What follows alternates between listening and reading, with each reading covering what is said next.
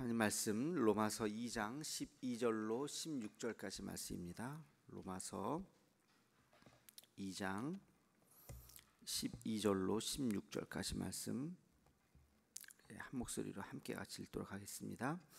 무릇 율법 없이 범죄한 자는 또한 율법 없이 망하고 무릇 율법이 있고 범죄한 자는 율법으로 말미암아 심판을 받으리라. 하나님 앞에서는 율법을 듣는 자가 의인이 아니요 오직 율법을 행하는 자라야 의롭다 하심을 얻으리니 율법 없는 이방인이 본성으로 율법의 일을 행할 때에는 이 사람은 율법이 없어도 자기가 자기에게 율법이 되나니 이런 이들은 그 양심이 증거가 되어 그 생각들이 서로 혹은 고발하며 혹은 변명하며 그 마음에 새긴 율법의 행위를 나타내느니라. 곧 나의 복음에 이른 바와 같이 하나님이 예수 그리스도로 말미암아 사람들의 은밀한 것을 심판하시는 그날이라. 아멘. 오늘 말씀에 보면 율법 없는 자 그리고 율법 있는 자 이렇게 구분을 하면서 이야기를 하고 있습니다. 율법 있는 자는 누구죠? 유대인을 이야기하죠. 율법 있는 자. 율법 없는 자는 누구죠? 이방인을 이야기하죠. 그래서 이방인과 유대인의 구분을 율법이 있느냐 없느냐로 이렇게 표현을 한 것입니다. 그 율법은 이제 우리가 잘 아는 모세의 율법이죠. 근데 결국엔 어떻게 돼요? 율법이 없는 자도 율법 없이 망하고 12절에 그렇게 돼 있죠. 그러면 율법 있는 자는 안 망하냐? 아니죠. 율법이 있는 자도 13절에 보면 율법이 있는 자도 그 율법을 듣는 자가 의인이 아니라 율법을 행하는 자라야 의인인데 근데 율법을 제대로 행하지 않기 때문에 그들도 또 율법 있기 때문에 또 망하게 된다. 결국에는 율법이 있는 자도 망하고 율법이 없는 자도 망하게 되는 그런 이야기를 하죠. 망한다는 게 뭘까요? 죄를 짓는다는 거죠.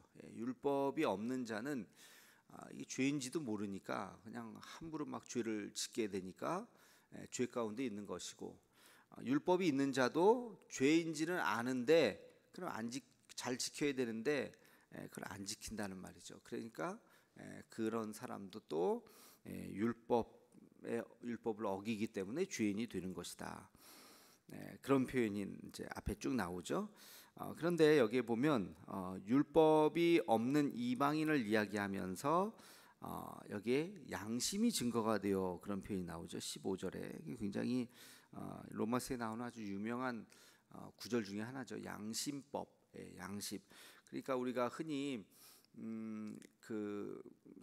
복음이 전파되지 않은 사람들은 어떻게 심판이 있나요, 없나요? 뭐 그런 질문을 흔히 하게 될 때 그것에 대해서 참 말하기 참 어렵습니다만 그래도 조심스럽게 말할 수 있는 하나의 근거가 바로 이 로마서 2장 15절에 있는 이 양심이라고 하는 것입니다. 그러니까 복음이 전파되지 않은 지역이라 할지라도 하나님께서 그들에게 주신 하나님의 형상이 있는데 하나님의 하나님의 형상이 바로 양심이라는 것입니다. 양심은 모든 인간이 다 가지고 있는 거죠. 양심이라는 게 뭐예요? 선한 마음이죠. 그러니까 우리가 꼭 율법이 없어도 사람을 죽이면 안 된다라고 하는 생각은 갖고 있죠. 사람을 때리면 이것은 나쁜 것이다 하는 것은 꼭 율법이 없어도 우리 마음속에 갖고 있는, 거짓말을 하면 안 된다 한다는 것은 우리가 뭐 꼭 그게 나쁘다 뭐 이런 얘기를 굳이 듣지 않아도 우리 양심이 찔리는 거죠. 그게 양심법이라는 거예요. 근데 이런 게 어디서 나왔느냐?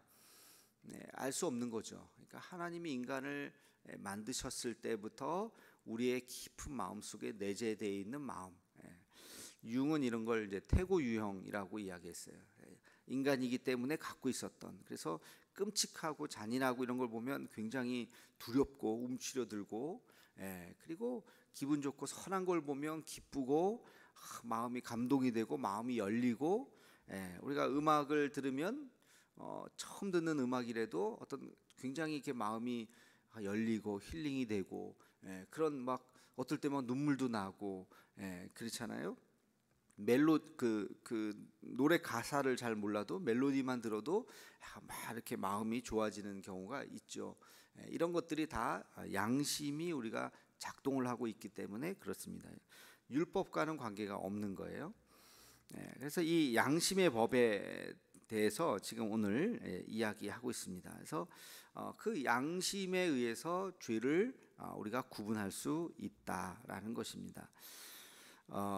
이 하나님의 율법을 알지 못한다 할지라도 양심이라는 것을 통해서 인간의 만든 것이 뭐냐면 도덕과 윤리죠. 그래서 어느 지역이나 어느 집단이나 또 다 가보면 거기에 보면 다 도덕과 윤리가 디테일한 건 조금씩은 좀 다를 수 있어도 도덕과 윤리가 그 나름대로의 다 자리를 잡고 있는 것입니다.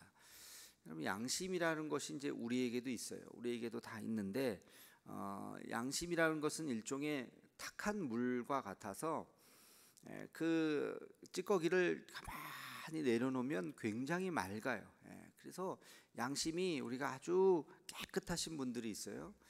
이거는 뭐 교회를 다니든지 다니지 않든지 자기에 대한 성찰, 자아 성찰을 잘 하시는 분들, 뭐 교회를 다니지 않는 분들 중에서도 그런 분들 있을 수 있죠. 자기 자신을 잘 되돌아보고 반성하고 자아 성찰을 하시는 분들은 굉장히 선해요. 굉장히 교회 다니는 사람 이상으로 아주 도덕적인 분들이 충분히 있을 수 있습니다. 왜? 자기의 양심을 늘 성찰하고 마음의 찌꺼기를 잘 내려놓기 때문에. 근데 이게 구정물처럼 막 혼탁해지면요, 양심이 시커매져 가지고 양심 없는 사람이 돼요. 막 함부로 죄도 짓고 함부로 못된 짓도 하고, 그래도 나중에는 아예 그게 못된 짓인지도 모르고 그렇게 살아가는 사람들도 있을 수 있습니다. 우리 교회 다니는 사람들도 그럴 수 있어요. 우리가 그 양심을 가라앉히, 구정물을 가라앉히는 그 기능이 바로 이 기도죠. 기도. 하나님 앞에 우리가 기도하면서 우리는 말씀이라고 하는 분명한 것이 있잖아요. 아주 뚜렷한 것이 있잖아요. 말씀의 거울에 우리의 마음을 쫙 비추면 선과 악이 분명히 구분이 되죠. 그러니까 그렇게 오래 걸리지 않습니다. 기도하는 사람은 하나님의 말씀을 붙잡고 기도하면 내가 이것이 잘못된 거구나, 하나님 앞에 범죄구나, 기도해야 되는구나, 회개해야 되는구나, 바로바로 우리는 그 답을 알 수가 있는 거죠. 그런데 기도하지 않으면 아무리 교회 마당만 밟고 왔다 갔다 해도 전혀 양심 없는 사람들하고 똑같이 살아갈 수도 있다는 것입니다. 그래서 우리에게 정말 이 기도라고 하는 것이 얼마나 필요한지, 이렇게 날마다 습관적으로 나와서 기도하시는 분들이 얼마나 참 소중한지, 기도를 하지도 않으면서 그냥 교회를 다닌다, 그냥 성경 옆에 끼고 읽지도 않고, 그걸 무늬만 그리스도인이라 그러죠. 무늬만 그리스도인들이 글쎄요, 얼마나 될까요? 글쎄 뭐 퍼센테이지를 참 말씀드리기는 어렵지만 생각보다 많을 수도 있어요. 기도하지 않고 성경 보지 않고 세례는 받았는데 크리스찬이긴 한데 전혀 하나님의 말씀에 자기의 삶을 비추지 않고 살아가는 사람, 내가 무슨 말을 하는지, 내가 무슨 행동을 하는지, 그거에 대해서 남들이 뭐라고 생각하는지, 뭐 상처를 받는지 안 받는지 전혀 생각 없이 그냥 주일날 되니까 습관적으로 교회 왔다 갔다 하는 사람, 그런 사람들은 어쩌면 일반인들, 양심이 날카로운 일반인들보다도 더 못할 수도 있어요. 왜? 기도를 하지 않기 때문에, 자기 자신을 되돌아보지 않기 때문에 뭐가 죄고 뭐가 죄가 아닌지, 오늘 말씀처럼 율법이 있는 자도 망한다. 율법이 있는 자도 그 말씀을 어기기 때문에 죄가 여전히 그들에게 있다 하는 그 말씀인 것입니다. 그래서 이 양심에 말씀을 더하면, 우리는 다 인간이기 때문에 양심이 있죠. 여기에 하나님의 말씀을 더하면 그게 뭐가 될까요? 그게 신앙이 되는 것입니다. 하나님 앞에 올바른 신앙이 되는 것이죠. 그래서 말씀에 비추어진 우리의 신앙, 그 말씀을 읽으면 찔리죠. 그렇구나, 이렇게 살아야 되는데 이렇게 살지 못했구나.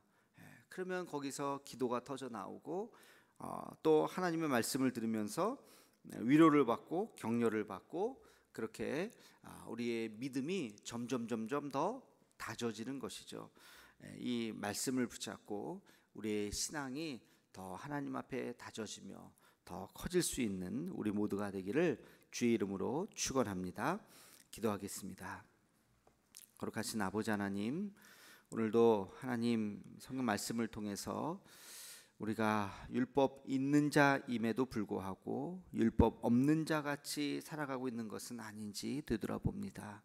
하나님, 율법 없는 자들도 양심이 날카롭다면 자기가 하고 있는 것이 죄인지 아닌지 분별한다고 하는데, 하나님, 우리는 율법 있는 자이면서 우리가 우리의 양심이 다 닳아져서 혹시 죄 가운데 있는데도 그 죄를 인식하고 있지 않는 것은 아닌지 다시 한번 되돌아봅니다. 하나님, 율법 있는 자가 양심을 가지고 하나님의 말씀을 우리의 양심의 법에 잘 비추어 볼 때 우리의 믿음이 더 커질 줄로 믿습니다.